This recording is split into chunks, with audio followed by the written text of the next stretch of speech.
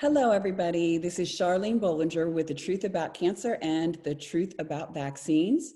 And we are doing a series on the truth about vaccines and censorship and COVID, the vaccine, and all the information around that. And today I have a very special guest. I'm honored to introduce to you Dr. Zach Bush. And he is a triple board certified physician and recognized educator on the intersection of the microbiome, human health and disease, and our food production. Zach, I was really impressed with your knowledge and understanding of the coronavirus, COVID-19, and what it is and what it is not, and what is happening in our environment to create the perfect storm in the body. And you brought 3 solid solutions. So I'm so excited to bring all of that to our audience. So can you please start by just explaining to us, what is coronavirus? What is this COVID-19? Yeah, so coronavirus is not a new thing, obviously.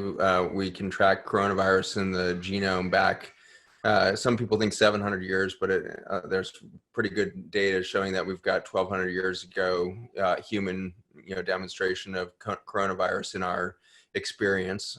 Viruses are very simple genetic information updates that are put out by nature into the environment all the time. There's never a second that's going by where we don't have millions of, if not trillions of new variants of viruses that are being produced by nature, and they can be produced by bacteria, fungi, human cells, certainly any mammal. Any animal you can think of, as well as any bacteria or fungi you can think of, is producing this genetic transport of information all the time. So viruses are not actually germs. Like the germ theory that we have around bacteria is much different in function, because bacteria are actually living things. Viruses are just little pockets of genetic information that were developed really at the beginning of biology on the planet. They were really the first steps towards biology being able to function within diverse ecosystems, and they have been the method for adaptation on the planet since the very beginning of biology. So we really have mistaken the application of our understanding of bacteria and fungi and living organisms like protozoa and parasites, and then applied them to viruses as if they were some sort of living organism that was capable of life or overwhelm or attack on our bodies. And in fact, they're not at all capable of doing much of anything other than providing genetic information to the environment. And that can be the environment within our bodies or to the greater environment around us.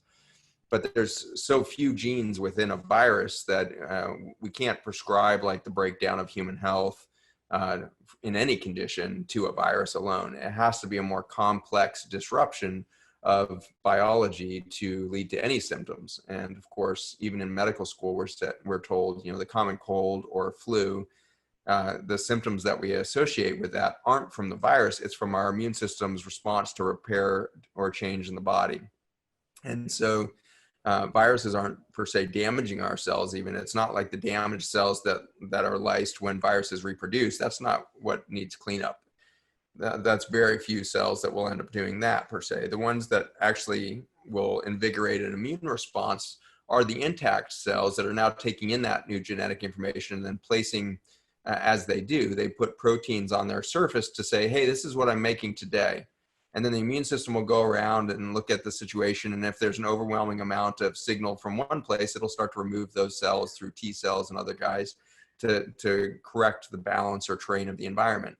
But the immune system is never like fighting against, a virus. Antibodies, antibodies, I believe, play a very small role in the way in which we balance our relationship to viral information. We are engineered, and the viruses are engineered as mechanisms of genetic transport to interact. We are supposed to be absorbing viral information and integrating that, filtering that information, rejecting what we don't need and taking in what we do need. So that's the mechanism of the surface proteins around a virus. When I produce viral information, I coat that virus in my own cell membranes covered with receptors and information to target them towards another host. And I'm sending out my genetic information to update the environment around me, really. And we do this all the time, every day. We do it with large strands of RNA and DNA. that we think of as viral. And we also do it with something called microRNA, which are tiny little particles that are the switches on genes to make them behave differently. And so I'm exuding information out into my space every time I talk or every time I, sweat, that my urine, stool, all of it's exuding this micro information out into the environment. So we have this really, beautiful dance of genetics around the planet since the beginning of time.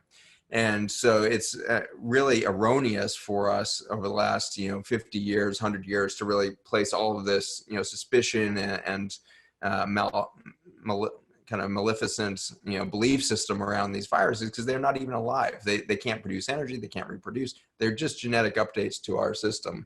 And if your body is not, ready for genetic adaptation and shift, and there's a lot of toxicity in the body, you have a poor antioxidant reservoir, then you can start to develop symptoms of real necessity for repair.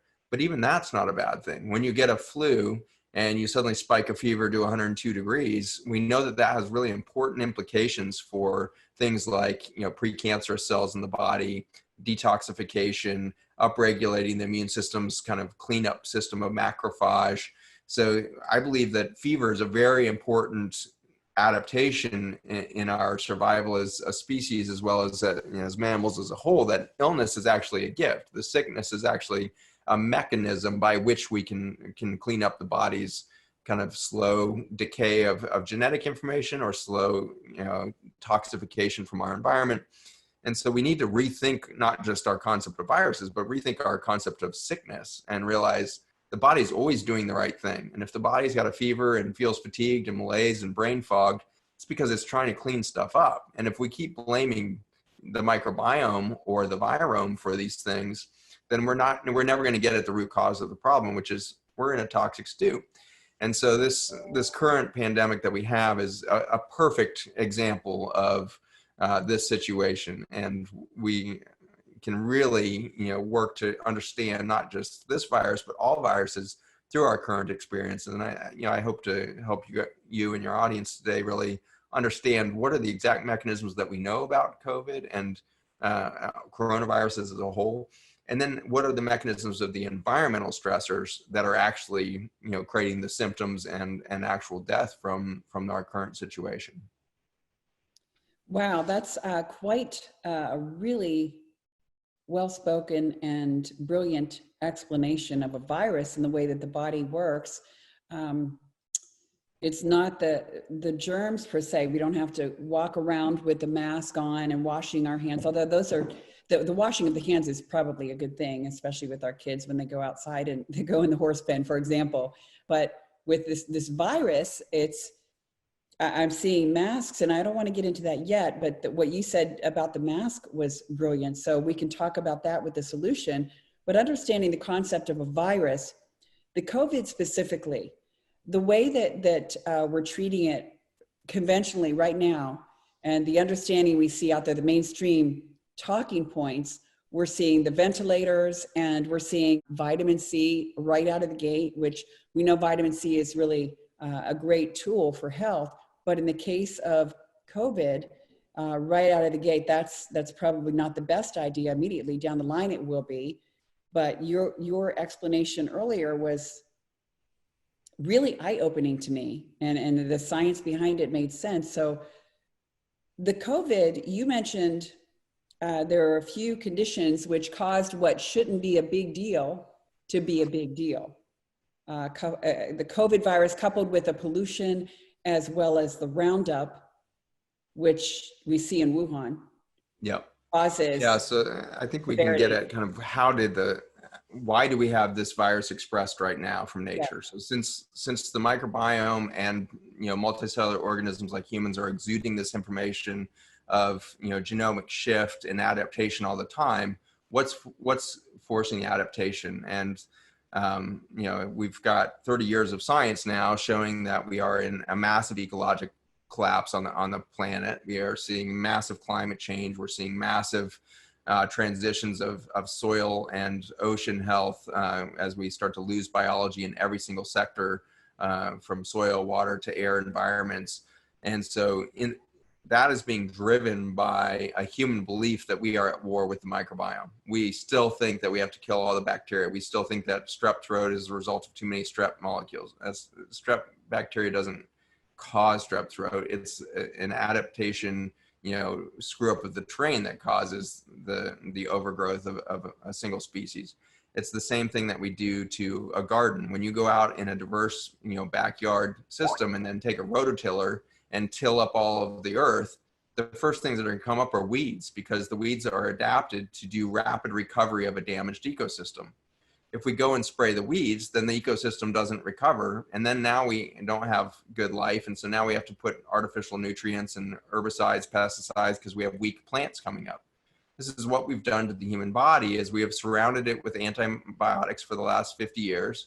The average, American is now exposed, to, at least one course of antibiotics in a year, but, there's an extraordinary burden of antibiotic usage in our physician clinics, but it pales in comparison to the amount of antibiotics showing up in our meat, poultry, and in our crops.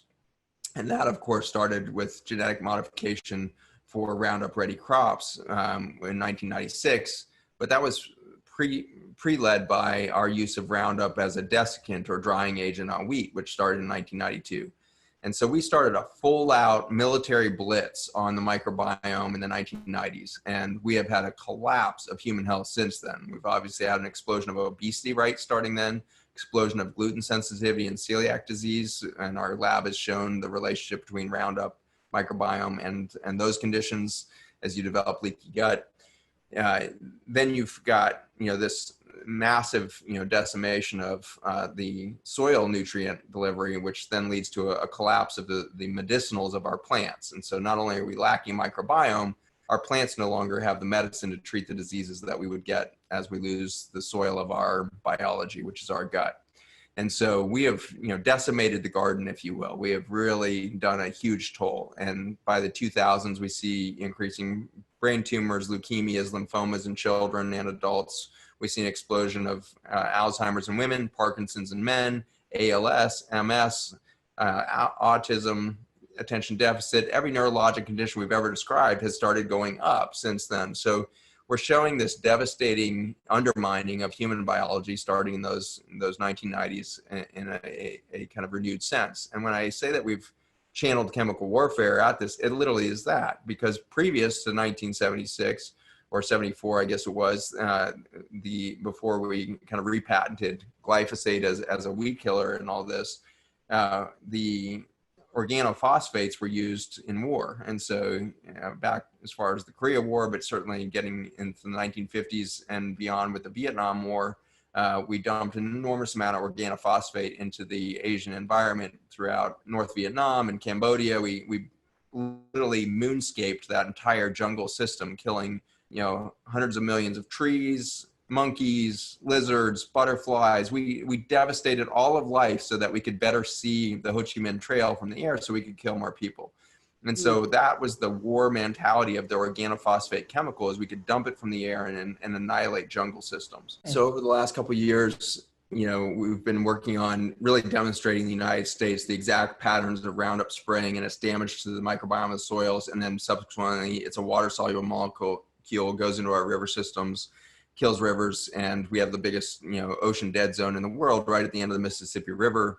The dead zone, no fish, larger than the state of Rhode Island now, and the threatened zone around that larger than the state of Texas. We've put millions of dollars of fisheries out of business and everything else because there's literally no fish left in the dead zone. So we've so toxified the microbiology and life within those structures. So a couple of years ago, I started turning my attention to China for the reason that China is now producing way more glyphosate, which is the active ingredient in Roundup, than any other chemical company in the world. So we started, as that chemical came off patent in 2007, we really saw an epidemic of, farm and agricultural abuse of this chemical because it got so cheap coming out of China. And China is now the highest spraying region in the whole world. And the bulk of that spraying in China focuses into the central China, right around Hubei province. Wuhan sits right in the middle of Hubei, essentially. And so you're in now central China, and the toxicity in the soils have reached a level where I know the microbiome has to be putting out stress signal at an extreme rate. Like we have to be sending out, massive adaptation signals, massive, genomic, shifts so that life can survive in Wuhan. So I've been saying that there's going to be an epidemic of some virus coming out because the genetic stress is there. When we absorb this genomic information halfway around the world, we are getting a message of a stress signal from the other side of the planet. And so now we need the adaptation skills. It's, I believe, really moving across the world to tell people, get ready, there's something happening that is going to require an adaptation. So not only is coronavirus very real, I believe it's very important. Like this is a critical piece of biologic adaptation that we need. And this is not the first time we've seen a coronavirus come out of this exact area of China. Of course, in 2002, we saw SARS, and it was another coronavirus that created the exact same syndrome, which we'll come back to later as to how patients present with this, because it's very important to point out that it's not a viral infection that we present with. If we're going to become critically ill and potentially die, we are presenting with symptoms that don't have anything to do with an infection. Some great studies coming out of New York City showing that. So, but before we even get to like the human experience of taking on this information, we need to really look a little bit deeper as to what's going on specifically in Wuhan. Why Wuhan? We've been told, well, there's some like open animal market in the middle of China. Well, there's open animal markets all over Asia. Like there's nothing remarkable about having an open animal marketplace. Many people, I think who are in the food safety industry would say that it's much safer to have, a natural, open air market than it is to have styrofoam plastic wrap pieces of beef that were packaged in factories with hundreds of thousands of cattle being slaughtered every month, as we have in the United States. And we recalled 18 million pounds of beef last year from toxic E. coli and the rest. So I would argue we have a more toxic, food system and food delivery system than any, open marketplace, peasant farmers. They all are doing it cleaner than we are. We have the most, chemicalized, most damaged food system in the United States. And so we need to not damn the Chinese people for a slightly more, populist approach to food distribution. They're doing it better than we are. They have much better food security than we do in the United States. It's a whole nother topic, I guess. But the point being, it's not likely that suddenly this one animal market in the middle of all of Asia, which has the largest population of, you look at all of Asia, or a couple billion people, it's not like these markets are causing anybody any illness. These markets are a natural part of the environment. What's not a natural part of the environment is actually the protein industry in Wuhan. And so they outsourced or took on rather the Western world's approach to chicken and pork production, where they're doing it in enclosed environments where they are forcing an enormous amount of antibiotics into the feed of chickens and swine to try to keep them alive in these very toxic stews of environment. The pigs are now so buried in antibiotic, you can imagine what's happening in their stool. Their stool in the United States, like in North Carolina with Smithfield and all this, is now deemed a biohazard, and it's illegal to transport that across state lines. So in North Carolina and in Wuhan and the like, we have to build these huge levees where we store billions of gallons of pig stool that is stewing in these pots of antimicrobial stress. And out of that is coming a virome that's, hard to imagine. Every bacteria capable of producing new viral information. Now you multiply that by quadrillions and then put that into lakes of stool that are too big to measure. You can imagine the generation. Now, it turns out that if you overlap the maps of glyphosate spraying on crops with protein production, Wuhan and Hubei province are the epicenter.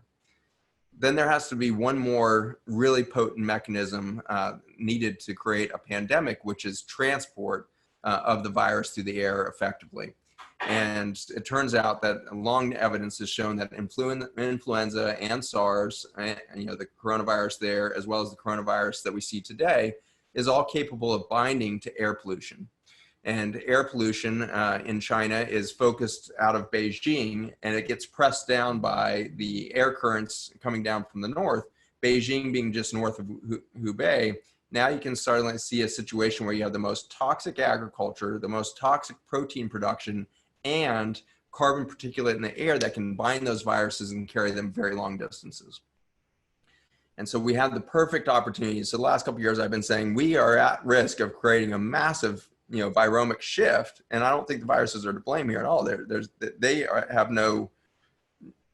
They're only trying to help, keep biology up to date. They are the genetic transport, communication network. So it was not out of fear of the virus. It was out of fear of collapse of the planet that I've been saying, watch out, because we've got to get ready for, either a devastating shift in the microbiome coming out of Hubei, or we could take some proactive steps and stop spraying so much, change the protein industry, and create a healthy food system for China. And then we're going to see a drop in all of this, genetic adaptation that's been necessary for the virome over the last 30 years.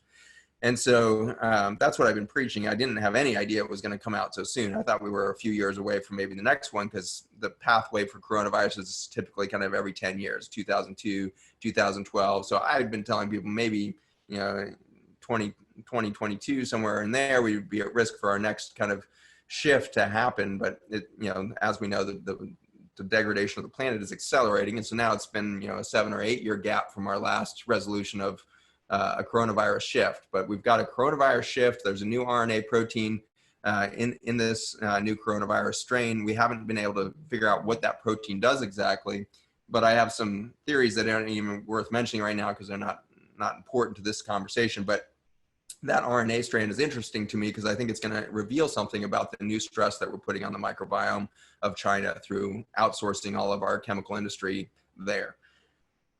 So now we have PM 2.5. I'll describe that quickly. So carbon particulate in the air is a very potent predictor of death of all kinds. And so whether you're talking about lung cancer or infectious diseases or autoimmune diseases, they seem to correlate highly with the toxicity of small carbon particulate in the air. The term PM 2.5 just means particulate matter less than 2.5 microns in size. And so to give you a sense of how big 2.5 microns is, let's see, 1 micron is 1/1000th of a millimeter. So if you can picture a millimeter on your ruler and then picture 1,000 of these little particles stacked up, that now you're at the particulate matter that's in the air. So too small to see. It's airborne, comes sucking right into our lungs, into our deepest air pockets very easily. And so PM 2.5 has been a massive problem for respiratory disease in China and everything else. They've made extraordinary efforts over the last few years to clean up Beijing, but nonetheless, we see these extraordinary particulate levels in Wuhan that are about anywhere from 20 to 200 times higher than we see in New York City here. So massive amounts of air pollution. So now you've got a viral plume of stress coming out of the microbiome in China, binding to all of this PM 2.5 that goes up into the stratosphere and travels around the world. Viruses have been traveling the planet for eons, since the beginning of biology. And instead, now we have the CDC and other groups trying to paint us a picture that, oh, this airplane took off from here and there was a passenger on it that carried the virus over here, as if somehow the virus is waiting for 4.2 billion years for humans to invent airplanes so they can move around the planet. Not how things work. It's just, that's not biologically true. And so what are they talking about? Are they just lying? No, they're not lying. They're just telling you a very small piece of the puzzle, which is respiratory droplets. So we know that viruses can be suspended in the liquid of a respiratory droplet, and it can usually go about 3 feet from our body.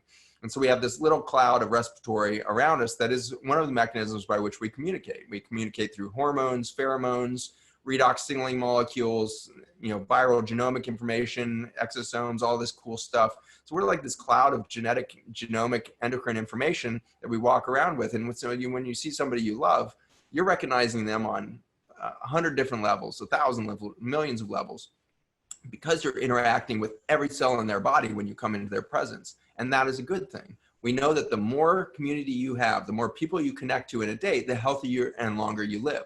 Every blue zone in the world has totally different diets, different climates. We've been trying to figure out, why do people live over 100 years in these blue zones? And the answer came back through the mathematical algorithms that it was simply the community. If people have strong multi-generational community and stay connected to a big social group, they tend to be much healthier. A cool study was done recently looking at flu and the symptoms of that. And it was showed that if people got more than 7 hugs a day, they had a 35% reduction in getting the flu. And I love that. It's just like, we've got the wrong model of, oh, we need to be afraid of each other. We're passing disease. No, we're actually passing genomic information for a stronger immune system. And if we have a strong immune system by our constant interaction, we are very resilient. In the United States, where we've really crushed this thing down, we see the highest death tolls coming right out of New York, where nobody's walking on the streets and they're still climbing. And, we're not changing things by isolation. We know that isolation causes a drop in immune system function. Well, that's brilliant. I know you've got so much to say, but I really want to dig into this social aspect, and you're probably going to get there naturally, but I just wanted to say that Ty and I, when we watch the mainstream news, typically we'll say, well, whatever they tell us, we're going to believe the opposite. Right now, it's not the case. Right now, we've got the coronavirus. Everybody's afraid. They're saying, stay home, don't go anywhere, wear a mask, and don't touch anyone. And even in your own home, the World Health Organization is telling us, if there's somebody in your house that has this coronavirus, guess what? We're just going to come in and take them out in a dignified manner and, isolate them for 14 days. Now we've got the HR 6666. What in the world is that? The number alone is scary to everybody. But when you read the act, the bill that they're proposing, it's really just a reiteration of what the WHO just said, and it happened really quick. They said it at the World Health Organization. Now they're saying it here, and I've heard legislators get up on a podium saying, if someone in your home is sick, we're just going to come in there, and even if you don't think you're sick, we're going to take your temperature, and if you have a cough, we're just going to take you out of the home and isolate you for 14 days. So this concept that they can come into our home is really a breach of our liberties and our freedoms, number one. But number two, and I think it's equal to the number one, what you're saying, Zach, is that when we are not spending time together in community, socializing, hugging each other, one common thread with everything that Ty and I have researched, and especially when we did the Eastern medicine addition to our films, we went there and all of the Asian doctors said across the board that treating cancer is more than just the tumor or the little part. It's the holistic approach. But in every case, they found something mentally attached to that manifestation of disease in the body, which we've seen studies showing us that anger or fear or these other detrimental emotions are causing physical manifestations of sicknesses. And like you said, the flu or whatever it is, because your immune system becomes compromised and you can't really fight that illness as effectively when you're dealing with such stress or fear or anger or so forth. But, the Bible says a cheerful heart is good medicine. And we see that literally, if you have a good hearty laugh, that boosts your immune system for up to 24 hours from what we've seen in the studies. As I go through this next bit of information, it'd be, good if everybody kind of keeps in mind of, social distancing, masks, everything else. Like, if we are to believe that this is a deadly virus passing around, then these things make sense on some level, even though they don't have any real scientific testing or validation. At least they kind of pass the sniff test. Okay, there's some virus that passes from human to human, which already we've mentioned that it actually passes through the air without human droplets. But nonetheless, if that paradigm is it, then the messages that we're getting kind of make some sort of sense. But when we back up and realize there is no virus that has all of the complex mechanisms that it would take to cause, the death that we see through the syndrome that's been described in the hospitals, we have to back up and say, well, what are they dying from then? If a virus isn't enough to do this, then why? And if most people who get COVID are either not even aware they ever were sick or have a mild, kind of a couple days of fatigue, headache, and then it's gone. If most people are having that virus and it's a completely benign experience, then there must not be something in the virus itself that is capable of inducing death. It must be part of a much more complex thing. So that was, the obvious effort that I went into at the beginning of this was to start to understand, all right, how is the patient presenting who's really going to die from this condition? And we knew almost immediately that it was hypoxia. And so this is not new. We saw this with the last, situation with SARS in 2002. People would turn blue. And then in the description of the SARS from one of the guys on the front line in China, they say patients show up blue and then they have to wait until their lungs eventually fill with fluid, and then they die of subsequent organ failure and pneumonias. That presentation is very important because the lungs is where we think of the injury being, of like, oh, we've got this, huge respiratory failure going on, therefore they can't breathe, therefore they're blue. But if you've ever seen with somebody with pneumonia, you realize they never present blue. They actually usually present vasodilated. They look like they just ran a race. They're a little pink in the face. They're working really hard. They're breathing really hard. You're fighting for every breath. But these patients are actually quite relaxed. They're comfortable. Their respiratory rate might be slightly elevated, but they're not having any difficulty exchanging air in their lung or anything like that, but they're blue. So this was described with the last coronavirus, which is very important again, because there's been some conspiracy theories around maybe it's just 5G radiation, there's no virus and all this. No, we have seen this long before 3G, let alone 5G. This is an old pattern. And so we should have, figured it out in 2002, but we didn't as physicians and scientists, because we had been told there was this horrible virus called SARS. And we had just, in our fear paradigm, I think failed to ask the deeper question of, does that even make sense? Today, we're getting, great data that we need to look at carefully, because we're a very big risk of this thing being over the next couple of weeks. And we don't go and learn what we were supposed to learn again. And we go and face this thing another 8 years or another 20 years.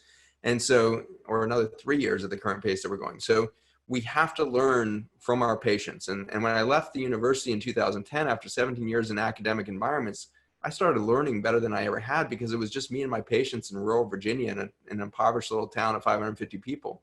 And I was the doc. I saw everything. I was stitching people up. I was, saw their colds, flus. I saw their cancers. I saw their substance abuse, their familial abuse, sexual trauma. I saw it all. And what I learned in that space was that being a physician is about sitting and listening again. And I got to be a better diagnostician than I ever had in the universities, because I was looking at my patients. I was listening to their story, and their story is a perfect biologic assay to show us exactly what's happening. I don't need a CT scan or even blood work anymore to know over the last 20 years, how did this patient get to be in my exam room with this constellation of symptoms? Because I listened for a long time. Over 2 hours of listening, you will put the patient's whole life together.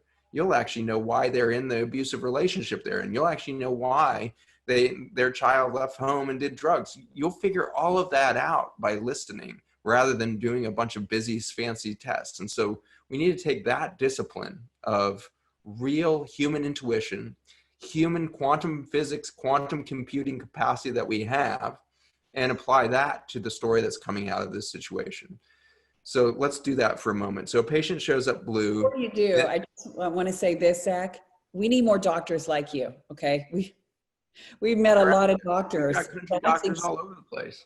Well, we do, but we need more of them. So I'm sorry. I just wanted to say that and put it out there. Please continue. Well, bacteria are good at cloning, so I might just like bleb off and turn into 1,000 little country doctors pretty soon. Okay. But when I started looking at this, the reports coming out of China and everything else, it was like, oh wait, this is not pneumonia at all, and other people were saying, not just me. And so then I just kind of started going down the simple process of, right, I'm going to start listening to these patients and starting to look at the public health patterns. It told me the bigger story. Okay, why Wuhan? Well, I knew why Wuhan. I'd been talking about that for years. Okay, so there's huge microbiome stress. This thing comes out. We know PM 2.5 is there. So where is PM 2.5 going to travel? Again, this is air pollution. So it's going to travel across the oceans and going to hit very predictable pathways. Now you can have respiratory droplet passage of virus too, and that's going to give you some erratic kind of conditions that might not just follow the air current. So it's going to start popping up all over the world, but it's not going to be linear. It's not like it passed from patient 1 to patient 5 like they want you to think. This thing is dispersing through all kinds of mechanisms of biology and air currents and ecology.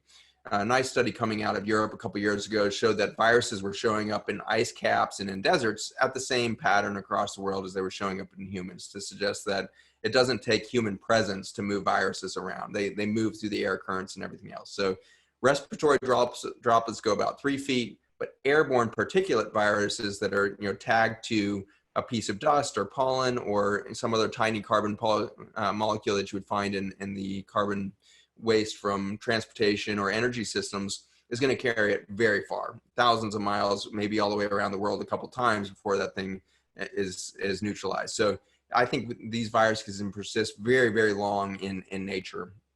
The fact that we can find them in ice caps and all of this stuff would suggest that they're far more stable. So why do we say that the virus only lasts for 3 days? Well, that's true if it's in a respiratory droplet. Water is the most potent detergent on the planet.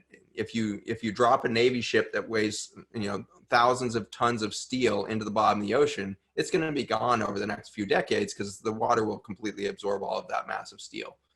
And so water is a detergent. It literally is here on the planet to be the ultimate, final say in recycling of energy and materials around the planet.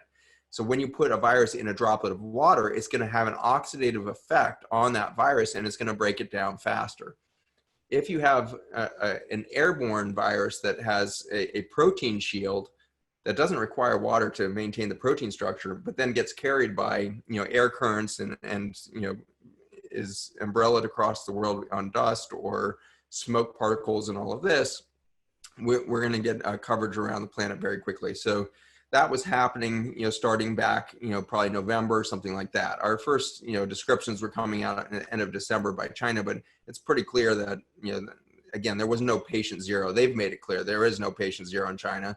Even the epidemiologists haven't been able to track it all the way back because they're now realizing things were coming out. So the viruses are always present far before we as physicians suddenly realize this doesn't look like a typical pneumonia. So you can imagine how many flus, colds, fevers, everything else was happening in October, November, December before somebody finally said, hold on a second, this critically ill patient turning blue, this reminds me of SARS. And that's what happened with Dr. Wu in China, is he had actually been on the front lines with SARS, and he recognized the pattern. He's like, I haven't seen this in 18 years, but this looks like SARS. I'm afraid we have a new coronavirus out there.